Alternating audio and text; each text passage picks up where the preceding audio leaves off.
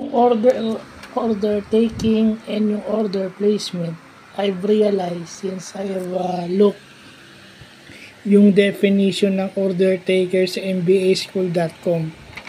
I believe na ito yung dapat automatic sa isang order taking software, yung order placement. And then yung order taking, kasi pareho lang naman yan, order taking at order placement. Pareho lang yan. Kasi, kung hindi siya gagawing automatic, nakakapagod yan, lalo na pag sunod-sunod at saka madami. So, magkakaroon niya ng waiting time. Pero kung per call, hindi naman lahat yung masasagot mo ng sabay-sabay. Di ba? So, doon din pumapasok yung artificial intelligence.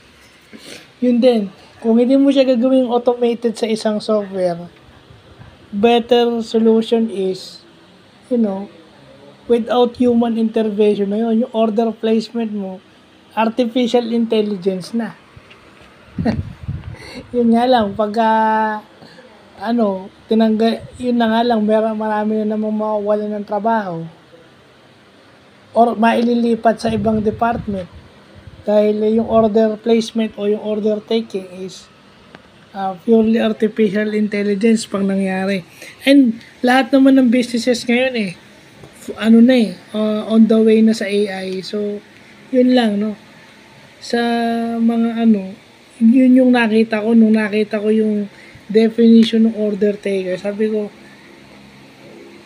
by definition, okay.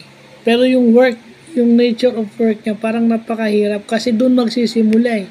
May mali doon, mali na lahat. So, yun. Yung order placement or yung order taking should be in AI or automated sa software.